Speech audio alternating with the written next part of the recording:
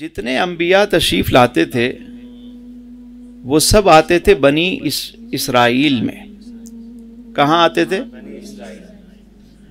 اور میرے آقا کریم علیہ السلام تشریف لائے بنی اسماعیل میں. تو وہ جو یہود تھے وہ یہ کہتے تھے کہ ہم ہی ہم ہیں، سب سے افضل قوم دنیا میں ہم ہیں. آج بھی وہ یہی کہتے ہیں. وہ کہتے ہیں ہم پہ تو منو سلوا اترتا تھا، ہماری جیسی قوم کوئی نہیں ہے. ان کو یہ گھمنڈ تھا، یہ غرور تھا انہیں کہ ہم جو کچھ بھی کریں لیکن ہمارے تمام عیوب پہ پردہ پڑا رہے گا، اور انبیاء جتنے آئیں گے وہ ہمارے بنی اسرائیل سے ہی آئیں گے. جب انہیں یہ اور وہ مدینے آئے بھی اسی لیے تھے. یہود مدینے میں کیوں آباد ہوئے تھے؟ اس لیے آ کر آباد ہوئے تھے کہ جب نبی آخر الزماں تشریف لائیں گے تو وہ ان پر ایمان لائیں گے. اپنی کتابوں میں انہوں نے پڑھ رکھا تھا، ساری نشانیاں انہیں معلوم تھیں.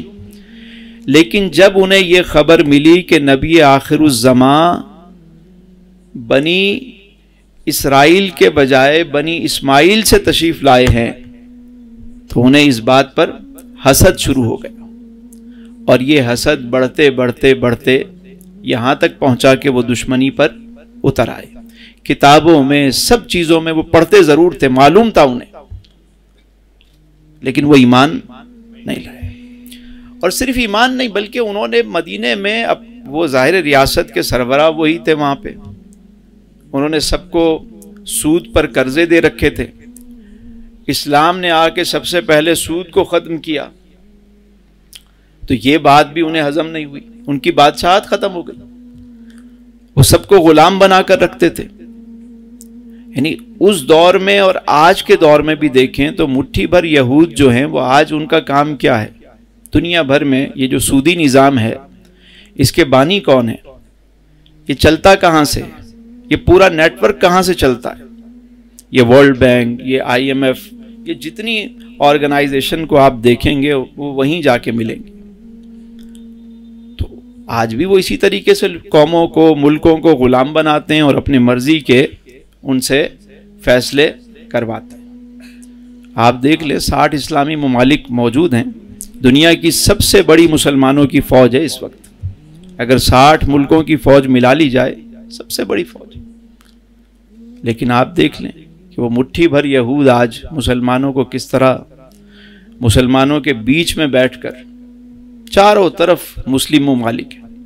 تو آقا کریم علیہ السلام کی سیرت کو اگر ہم سمجھیں اور پڑھیں اور یہ مسلم حکمران اس کو سمجھیں تو انہیں سمجھ آئے گا کہ میرے حضور علیہ السلام نے کیوں ان کے ساتھ جہاد کیا. جب خیبر کا موقع آیا تو حضور تشریف لے گئے اپنے اصحاب کے ہمراہ، کیونکہ سازشیں اور دن بدن یہ مضبوط ہوتے جا رہے تھے اور یہ سمجھتے تھے ہم ناقابل تسخیر ہیں. اپنے آپ کو اپنے زوم میں، حتیٰ کہ جب حضور علیہ السلام مکہ المکرمہ سے روانہ ہوئے اصحاب کے ہمراہ تو جو مدینے کے منافقین تھے انہوں نے اطلاع بھجوا دی. عبداللہ بن ابی نے پیغام بھجوا دیا کہ بھائی مسلمان آ رہے ہیں. لیکن وہ یہ پیغام سننے کے باوجود بھی انہوں نے کہا مسلمان ہمارا کیا کر لیں گے آکے؟ بھائی ہمارے اتنے مضبوط قلعے ہیں. یہ جو ایلیٹ کلاس ہوتی ہے نا، ان کے دماغ میں یہ چیز بھری ہوئی ہوتی ہے ہمیشہ سے، کوئی ہمارا کیا کر لے گا، ہم جو چاہیں کریں، ہمارے پاس تو یہ ہے وہ ہے وہ ہے. لیکن انہیں اندازہ نہیں کہ اللہ کی پکڑ جو ہے وہ بڑی شدید ہے. ان بطش ربک لشدید. جب رب کی پکڑ ہوتی ہے نا تو پھر چھپنے کی بھی جگہ نہیں ملتی. یہی ہوا کہ مسلمان پہنچے وہاں اور وہ صبح اپنے معمول کے مطابق اٹھے اور صبح کھیتی باڑی کے لیے نکل رہے تھے. جب انہوں نے لشکر دیکھا تو واپس قلعوں میں چلے گئے اور اپنے قلعے کو جا کے انہوں نے بند کر لیا. قلعہ بند ہو گئے. ہم سمجھتے ہیں خیبر جو ہے وہ ایک قلعہ ہے، قلعہ خیبر جس کو ہمارے ہاں مطلب عرف عام میں کہا جاتا ہے، لیکن خیبر ایک قلعہ نہیں تھا. خیبر اس جگہ کو کہتے تھے، اس کا نام تھا خیبر، مقام خیبر. اور وہاں کم و بیش 8 قلعے تھے جس میں یہود کے مختلف قبائل جو ہے وہاں پہ وہ رہتے تھے، اور 10,000 ان کے پاس لڑنے والے جوان تھے. تو جب مسلمان پہنچے وہاں اور جا کر مسلمانوں نے جب انہیں دعوت دی اور اس کے بعد انہوں نے کوئی اس کا اثر نہیں لیا، تو جب لڑائی شروع ہوئی تو وہ قلعہ بند تھے، اوپر سے تیر اندازی کرتے، کافی دن گزر گئے جب قلعہ فتح نہیں ہو رہا تھا، تو میرے آقا کریم علیہ السلام نے شام کے وقت ارشاد فرمایا کہ کل اسلام کا جھنڈا میں اس شخص کے ہاتھ میں دوں گا کہ جس کے ہاتھ پر اللہ نے فتح کو رکھ دیا ہے۔ اب سارے اصحاب انتظار میں ہیں کہ وہ خوشبخت کون ہے جسے اسلام کا جھنڈا عطا ہوگا اور جس کے ہاتھ پہ فتح رکھی گئی۔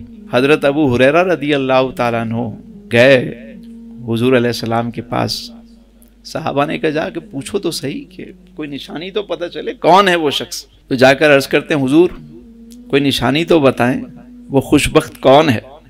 تو میرے حضور نے فرمایا وہ شخص ہے کہ جو اللہ اور اس کے رسول سے محبت کرتا ہے، جو اللہ اور اس کے رسول سے۔ حضرت ابو ہریرہ عرض کرتے ہیں حضور کوئی اور نشانی بھی بتائیں۔ فرمایا اللہ اور اس کے رسول بھی اس سے محبت کرتے ہیں۔ یعنی یہ اعزاز تو بہت بڑا ہے، ایک سند ہے کہ وہ اللہ اور اس کے رسول سے محبت کرتا ہے۔ یعنی اللہ کے رسول فرما رہے ہیں کہ وہ شخص اللہ اور اس کے رسول سے، کتنی بڑی ڈگری ہے، کتنا بڑا اعزاز ہے، یہ سند ہے۔ اور یہ اس سے بڑی سند ہے کہ اللہ اور اس کے رسول بھی اس سے۔ اب تو صحابہ کہتے ہیں کہ جب ہمیں یہ خبر ملی تو رات بھر، حضرت عمر کہتے ہیں مجھے پوری رات نیند نہیں آئی کہ جلدی سے صبح ہو اور میں جا کر بیٹھوں اور یہ اعزاز مجھے عطا ہو۔ اسی طرح جتنے جرنیل صحابہ تھے جب صبح ہوئی فجر کے بعد تو سب بیٹھے، تو پنجوں کے بل یوں اونچا ہو کے صحابہ بیٹھ رہے ہیں تاکہ حضور کی نگاہ میں وہ آئیں اور حضور انہیں طلب کر لیں، کیونکہ صحابہ کا تو جو کمپٹیشن ہوتا تھا وہ یہی ہوتا تھا نیکیوں کے معاملے میں۔ صحابہ تو سبقت لے جاتے تھے، اگر ایک نے آدھا مال لا کر دیا تو دوسرا کوشش کرتا تھا کہ پورا مال لے آؤں۔ ان کے مقابلے تو یہ ہوتے تھے، بلکہ یہاں تک کہ اگر کوئی بڑا دشمن آ جاتا تو ایک دوسرے سے کہتے تمہیں واسطہ اللہ کا، تم رک جاؤ میں جاتا ہوں لڑنے کے۔ بہادری، دلیری، شجاعت، سخاوت، یہ حضور کی تربیت تھی کہ صحابہ کے اندر یہ چیزیں تھیں کہ یہ خدمت میں کروں گا۔ تو ہمارا کمپٹیشن تو بالکل الگ ہوتا ہے کہ اگر اس کے بچے کی شادی فلاں جگہ ہوئی تو میں تو وہاں پہ کروں گا، اگر انہوں نے دبئی سے شاپنگ کی ہے تو میں تو شانزے لیزے سے جا کے، پیرس گیلری سے وہاں سے شاپنگ ہوگی ہماری۔ ہمارے مقابلے تو یہ والے ہوتے ہیں، یہ ہم اپنی بات کر رہے ہیں، اپنے گھروں کی بات کر رہے ہیں، اور وہاں کیا مقابلے تھے، سبقت لے جاتے تھے دین کے معاملے میں۔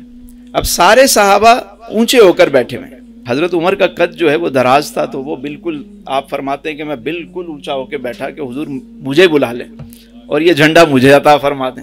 اب سارے صحابہ حضور کو دیکھ رہے ہیں اور میرے حضور کی نگاہیں جس شخص کو دیکھ رہی ہیں، ڈھونڈ رہی ہیں صحابہ میں۔ ارشاد گرامی ہوا اینا علی ابن ابی طالب، علی کہاں ہیں؟ عرض کی حضور ان کی طبیعت ناساز ہے، آنکھوں میں آشوب چشم ہے جس کی وجہ سے وہ دیکھ نہیں پا رہے، آنکھیں ریڈ ہو گئی ہیں، اس لیے وہ آرام کر رہے ہیں۔ حضور نے فرمایا علی کو بلاؤ۔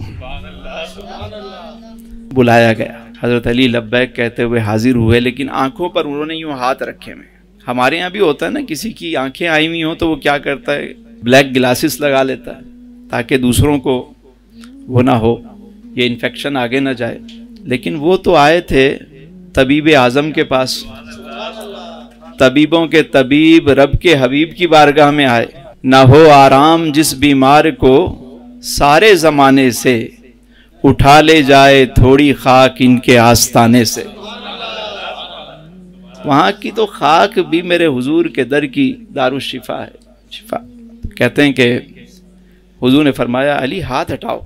حضرت علی نے ہاتھ ہٹائے، حضور نے اپنے لعاب مبارک کو ان کی آنکھوں میں لگایا، جیسے سرما لگاتے ہیں نا ایسے آنکھوں، اور دعا فرمائی۔ حضرت علی کا وہ درد، وہ تکلیف سب ختم ہو گئی۔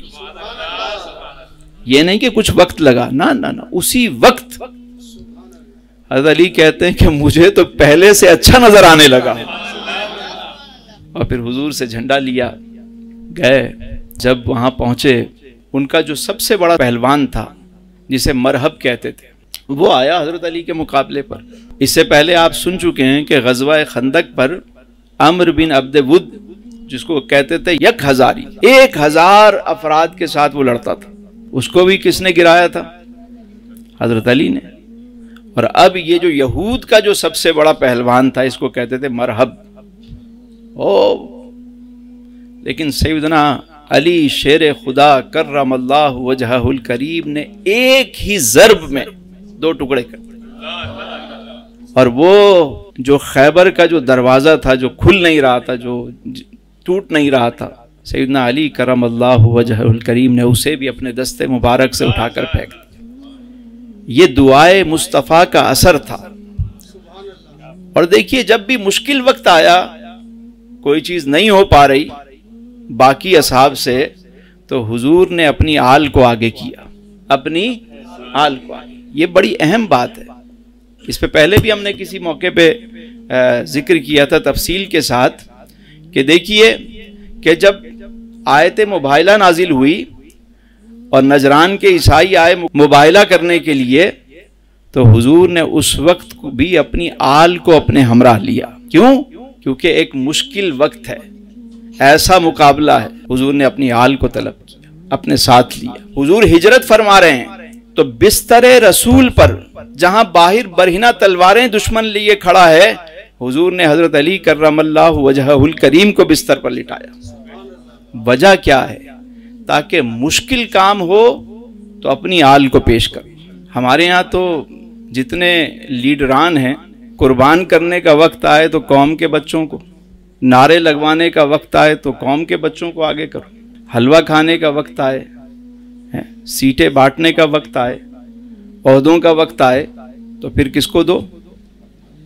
بات سمجھ میں؟ میرے حضور کی تعلیمات یہ ہیں، میرے سرکار کی تعلیمات یہ ہیں۔ اور جب انعام کی باری آئی، اللہ، جب مکہ فتح ہوا، حضور تشریف لے جا رہے ہیں، کعبے کی چھت پہ کھڑا کرنے کی باری آئی، اذان کی باری آئی، اعزاز اور شرف کی باری آئی، تو حضرت بلال حبشی کو کھڑا کیا گیا۔